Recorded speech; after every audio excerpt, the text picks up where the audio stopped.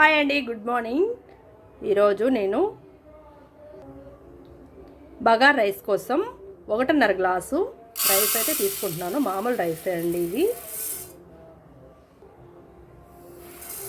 1.5 glass rice అయితే తీసుకొని శుభ్రంగా కడిగి నానబెట్టుకోవాలి. అరగంట సేపు నానబెట్టుకోవాలి. బియ్యాన్ని ఇలా శుభ్రంగా కడిగి నానబెట్టుకోవాలి. మనం మళ్ళీ రైస్లో మనము ముందు తీసుకున్న రైస్కి మనము వాటర్ కొలిసి తీసుకోవాలి కాబట్టి కొన్ని వాటర్ పోసుకొని నానబెట్టుకొని బియ్యాన్ని మూతబెట్టి ఉంచుకుందాము. బగార్ రైస్లోకి ఏమేమి కావాలో చూద్దాము. ఉల్లిగడ్డలు 2 చిన్న మీడియం ఉల్లిగడ్డలు తీసుకొని సన్నగా ముక్కలు కట్ చేసుకున్నాను. కరివేపాకు, కొత్తిమీర, పచ్చిమిర్చి, పుదీనా, టమాటా పెద్దది ఒకటి తీసుకున్నాను.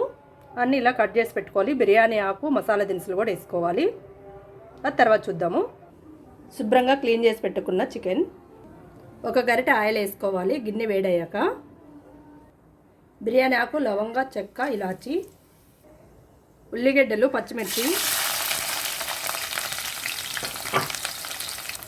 2 రెమ్మల కరివేపాకు, ఉల్లిగడ్డలు వేయడానికి ఒక సాల్ట్ వేస్తున్నాను. అల్లం వెల్లుల్లి పేస్ట్, 1/2 టీ స్పూన్ పసుపు, చికెన్ వేసుకోవాలి.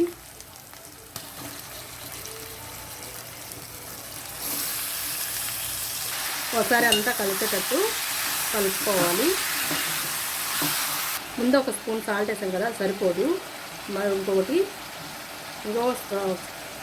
చికెన్లో నీరు వస్తుంది కదా, నీరంతా పోయేసరికి మూత పెట్టి ఉంచుకోవాలి. మధ్య మధ్యలో కలుపుకోవాలి. చికెన్లో నీరు పోయిందేమో చూద్దాము. చికెన్లో నీరంతా పోయింది. ఒకసారి కలుపుకొని టమాటా ముక్కలు వేసుకోవాలి.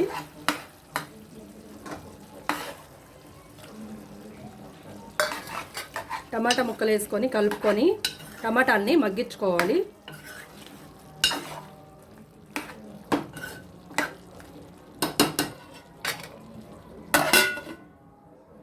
టమాటాలు మగ్గిని కారం వేస్తున్నాను.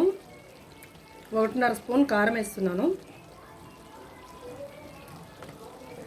ధనియాల పొడి, గరం మసాలా,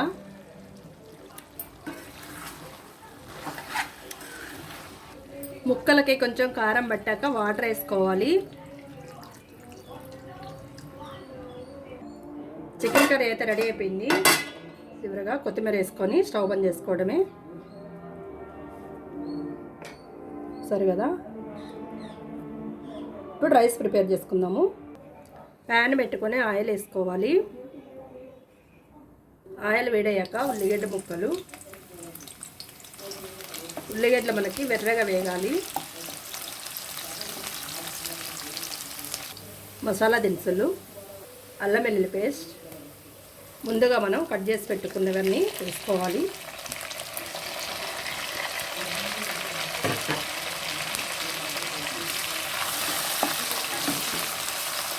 రుచికి సరిపడా సాల్ట్ వేసుకోవాలి.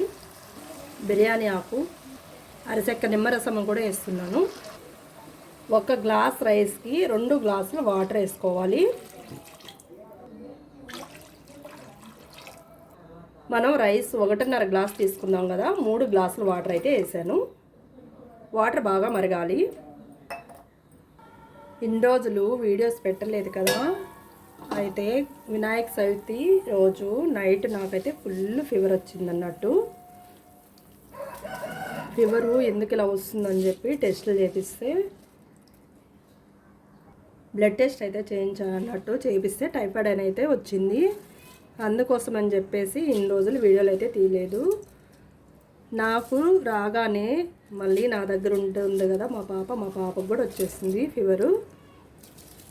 అందుకోసమే ఇన్ని రోజులు తీయలేదు. కానీ ఇంకా నీరసం అయితే పోలేదు. సో మీ ఇంట్లో కూడా ఎవరికన్నా ఫీవర్ అనిపిస్తే మాత్రం కంపల్సరీ టెస్ట్లు అయితే చేయించుకొని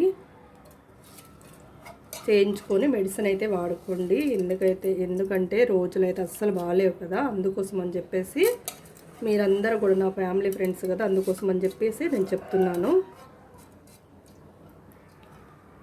ముందు నుంచే నాకు కొంచెం లైట్గా ఫీవర్ ఉందన్నట్టు నేను డోలో వేసుకుంటూ ఉన్నాను. తగ్గిద్దిలే అని చెప్పేసి, కానీ నాకైతే తగ్గలేదు. ఫుల్ బాగా ఎక్కువైపోయింది అన్నట్టు. వినాయక చవితి నైటు పండుగ అయిపోయిన నైటు నుంచే ఫుల్ చలి వచ్చేసింది, ఫీవర్ బాగా వచ్చింది అన్నట్టు. కానీ ఫీవర్ తగ్గినా కానీ ఇంకా నీరసం అయితే తగ్గలేదు. మీ అందరికి కూడా ఒకటే చెప్తున్నాను, ఫీవర్ వస్తే మాత్రం లేట్ చేయకుండా తొందరగా అయితే మాత్రం చూయించుకోండి. ఓకే, మనకి రైస్ రెడీ అయిందేమో చూద్దాము. ఓకే, మనకి రైస్ అయితే మంచిగా రెడీ అయిపోయింది. పైన కొంచెం నెయ్యి వేసుకోవాలి. నెయ్యి వేసి మూత పెట్టేసుకోవాలి. ఓకే అండి, మనకి బగారా రైస్ అయితే రెడీ అయిపోయింది.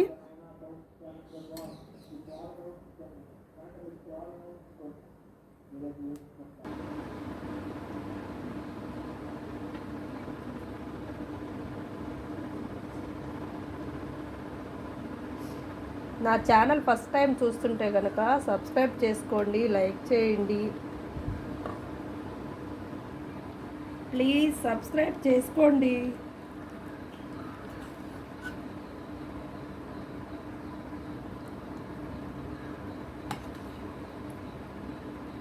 Chicken curry